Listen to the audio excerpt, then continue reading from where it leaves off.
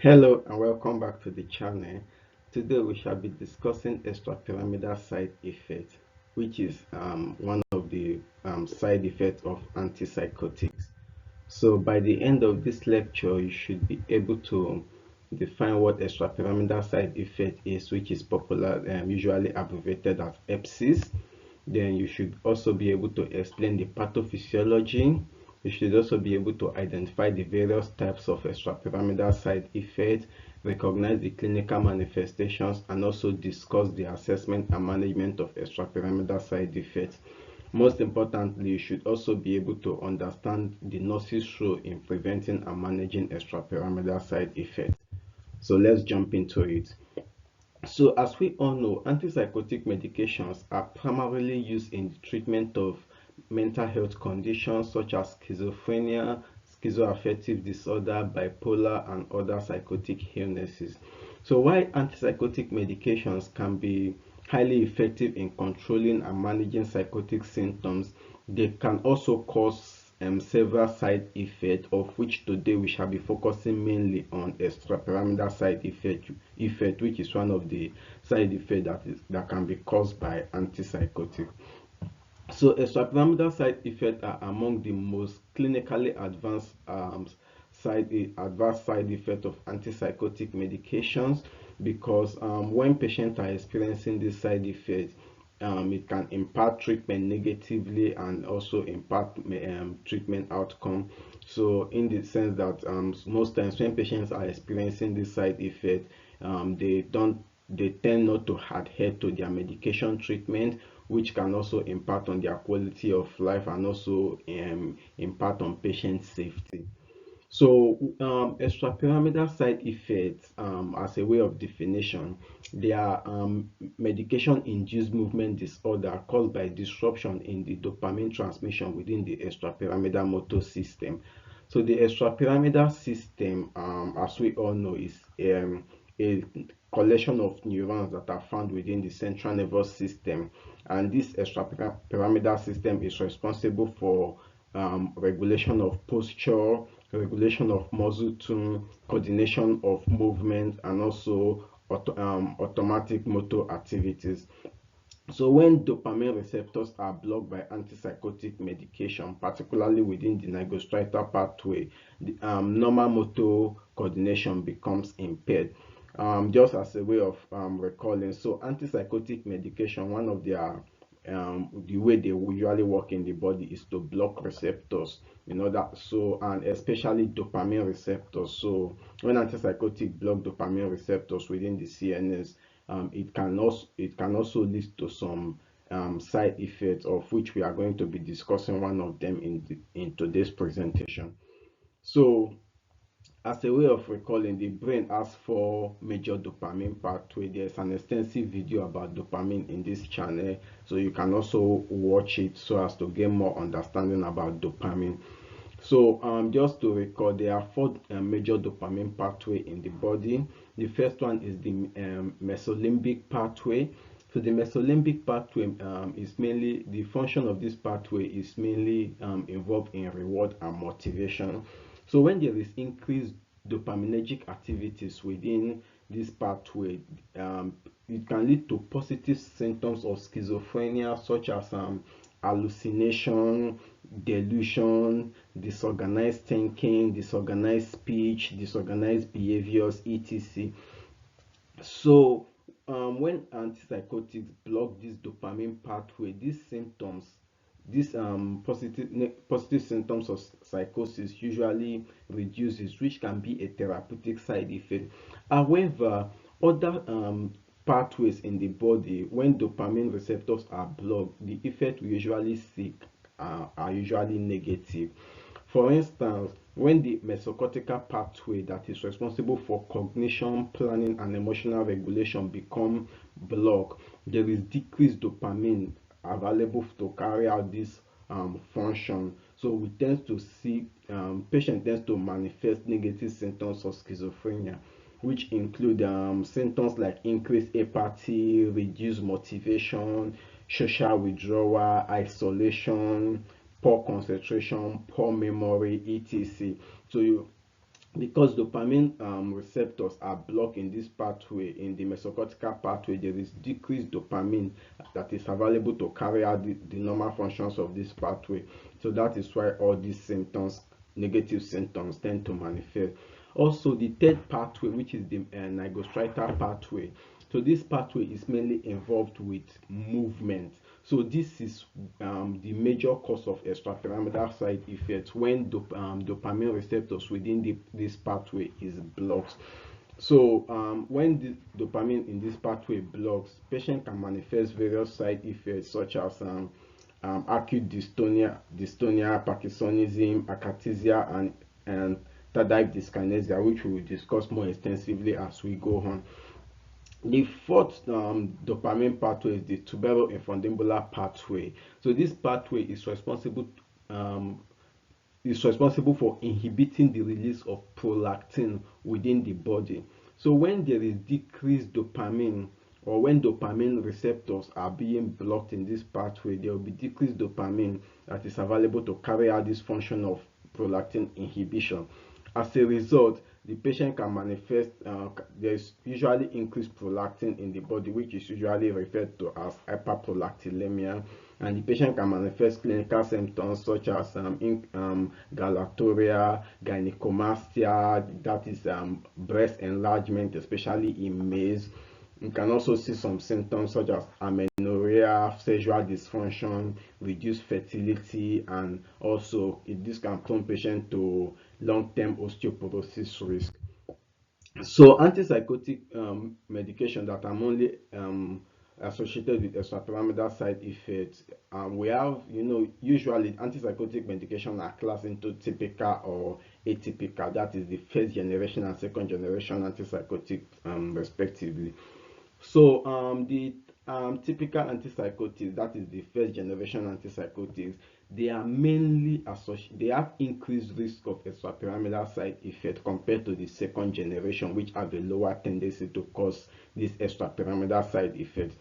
So typical antipsychotics include haloperidol, zolpidem, chlorpromazine. They are mainly associated with extrapyramidal side effects. We also have the second generation, which is also known as the atypical. They pose less risk compared to the first generation.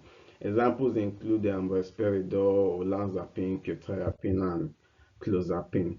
So there are various types of extrapyramidal side effects, which I mentioned earlier. So we have acute dystonia, akathisia, tardive dyskinesia, and Parkinsonism. So we shall take them one after the other. So in terms of acute dystonia is sudden sustained involuntary muscle contraction that causes abnormal posture or repetitive movement. So the onset of acute dystonia can manifest within hours to days following when a patient starts any antipsychotic, or whenever there is an increase in dosage of a particular antipsychotic that the patient has been receiving. So the patient can manifest, the manifestations include, then the patient will be manifesting this involuntary muscle contraction and abnormal posture.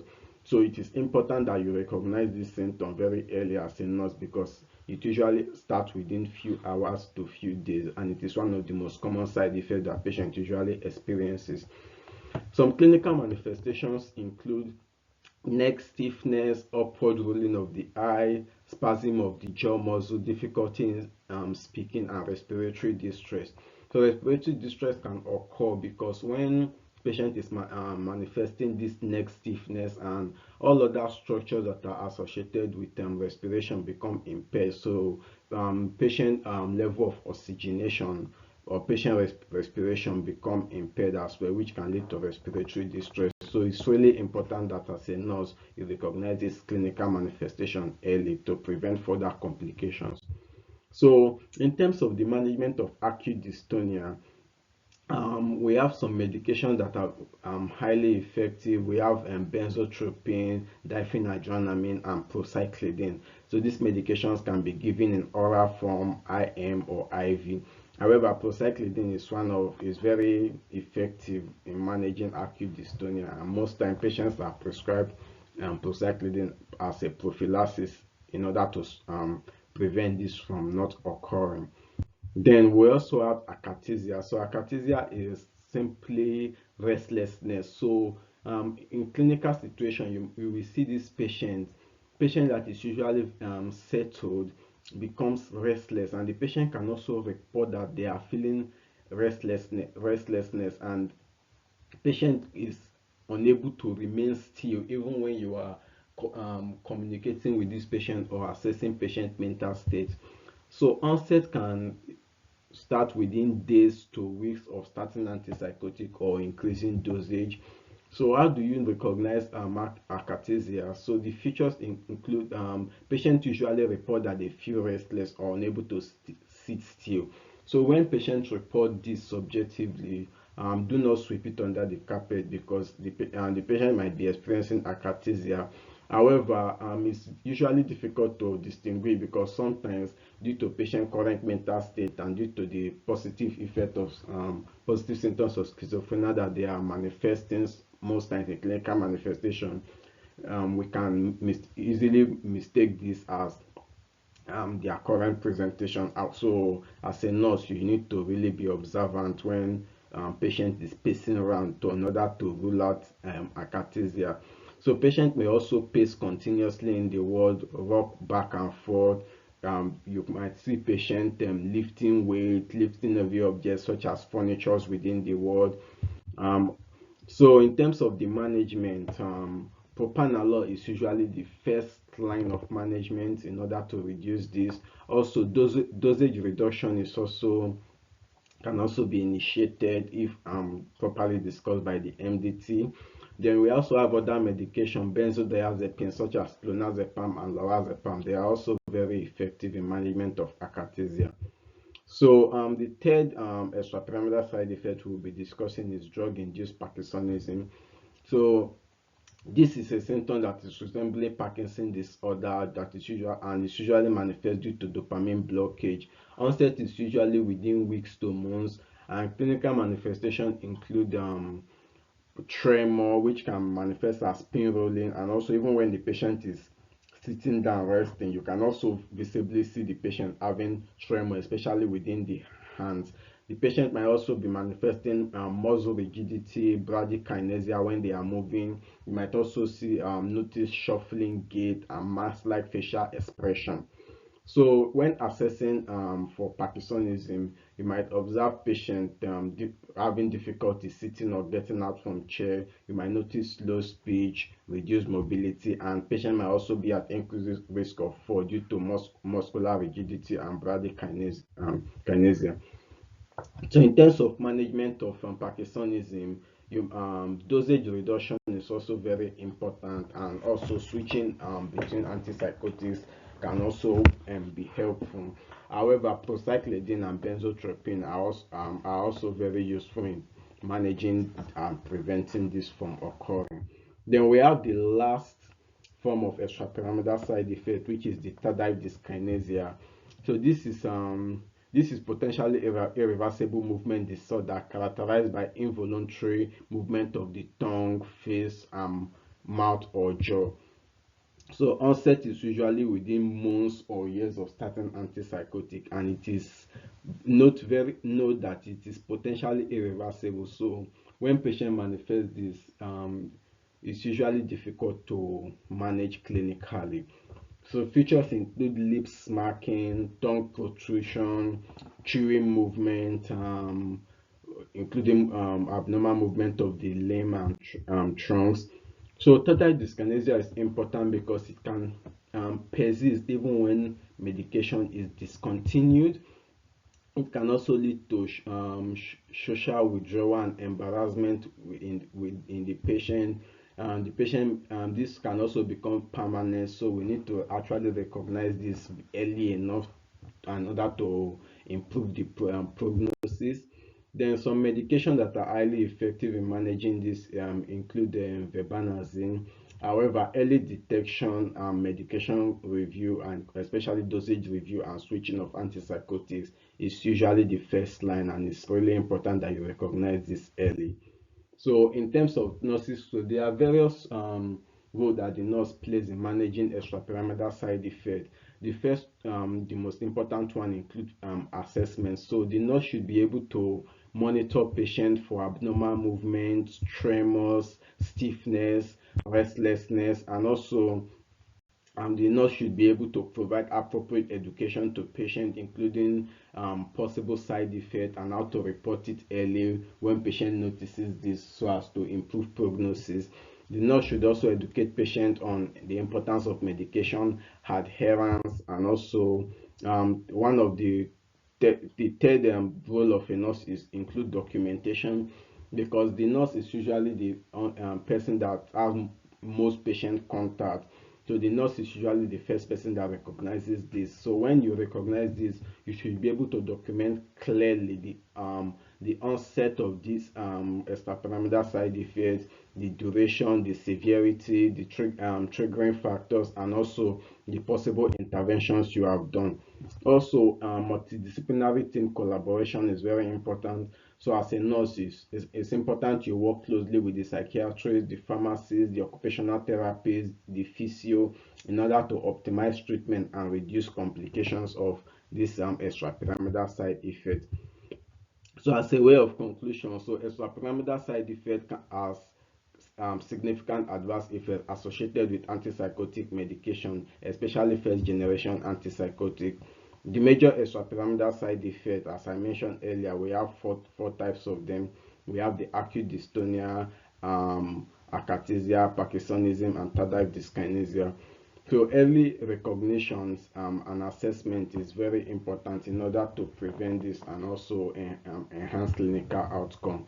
And nurses play a critical role in educating patients about this, and also advocating for patients that are experiencing extrapyramidal side effects. So thank you for watching. Don't forget to like, share, comment, and subscribe to this channel. See you in the next video. Keep being outstanding in your area of practice. Bye.